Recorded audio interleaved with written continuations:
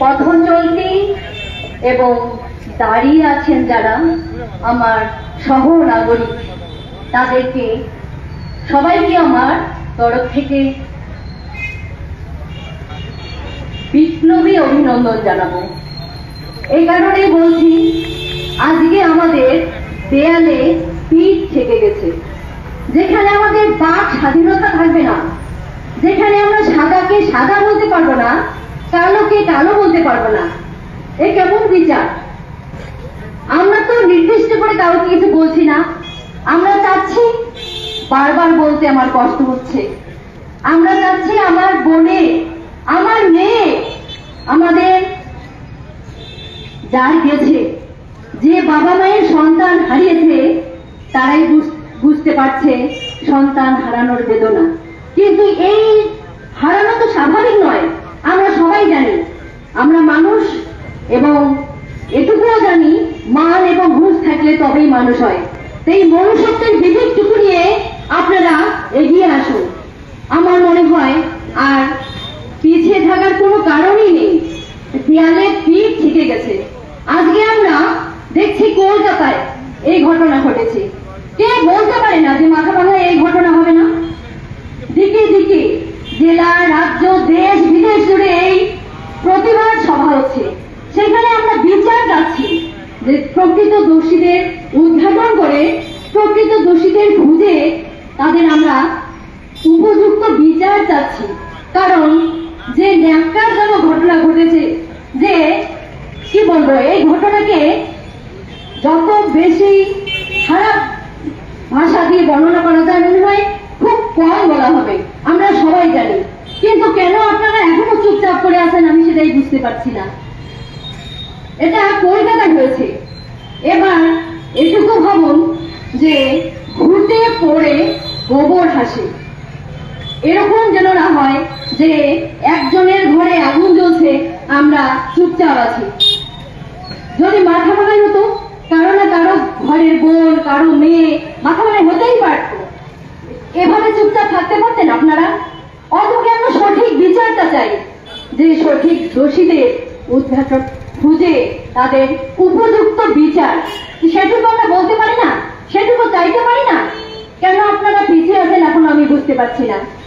আপনারা সবাই এগিয়ে আসুন, আরো এগিয়ে আসুন, যতদিনই না আমরা এর সঠিক বিচার পাচ্ছি, উপযুক্ত শাস্তি দেওয়া হচ্ছে এই ন্যাক্কারজনক ঘটনার দোষীদের। আজকে আমরা মেয়েরা সত্যি তো কতটা আমরা সেফ, বাড়িতে পথে ঘাটে আমরা কোথাও সেফ নই। আমরা জানি কর্মস্থল, সেখানে সবার একটা দ্বিতীয় বাড়ি হয়। এবার সেই বাড়িতেই যদি আমরা মেয়েরা, বোনরা, মায়েরা আমরা যদি সেফ না থাকি, এটা হতে পারে? এটা মেনে নেওয়া যায়? এটা কোনোদিনও মেনে নেওয়া যায় না। তাই আমি আমার সহনাগরিক বৃন্দ সবাইকে বলবো, আপনারা আর পিছিয়ে থাকবেন না, আপনারা সবাই এগিয়ে আসুন, শুধু বলুন We want justice. We want justice. We want justice. We want justice. We want justice. We want justice. We want justice. ধন্যবাদ।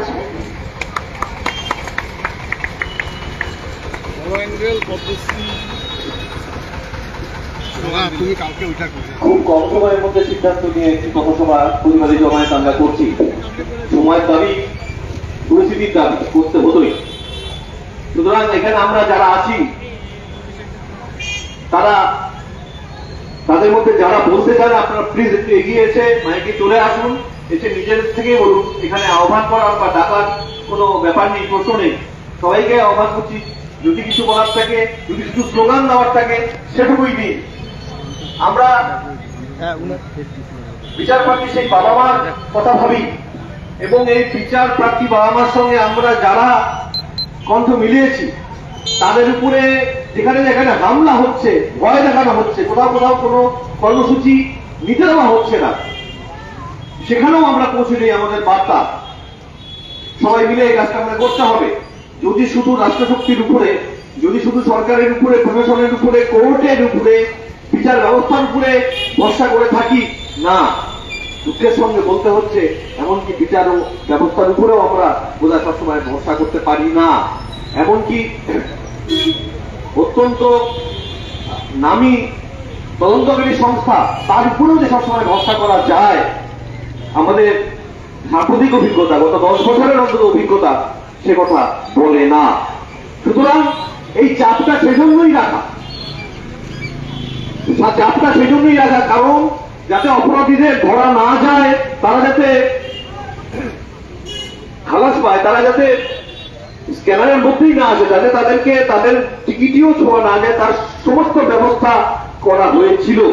কিন্তু তাও আমরা মনে করি কিছু কিছু প্রমাণ থেকে যাবে, যে প্রমাণ, যেটুকু প্রমাণ এই সিবিআই বা অন্যান্য সংস্থার পক্ষে যথেষ্ট অপরাধীদের খুঁজে বার করার পক্ষে। সেই জন্য আমাদের এই চাপটা রাখতে হবে, আমরা রাখছি। আহ্বান করছি আমাদের বরিষ্ঠ শিক্ষক, কবি, সমাজকর্মী সন্তোষ বাবুকে, সন্তোষ সিংহ মহাশয়।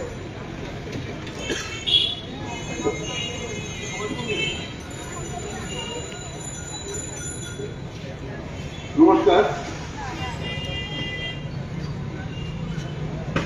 আমি একটা কবিতা বলি। 14 তারিখ মেয়েরা যে রাত দখলের ডাক দিয়েছিল, সেই রাত দখল এখনো চলছে। কারণ রাতে যে মেয়েদের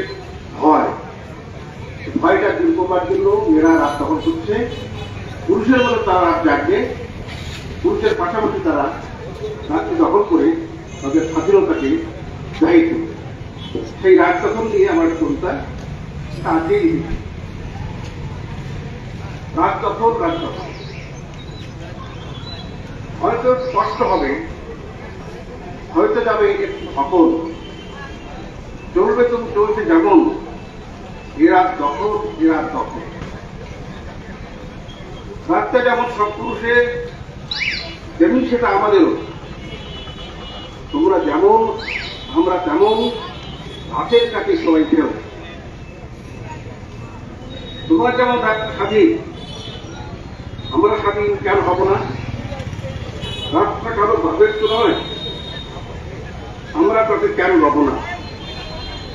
হয়তো একটু কষ্ট হবে, হয়তো যাবে একটু সফল, চলবে তবু এরা তখন হচ্ছে আরো ভীষণ সফল।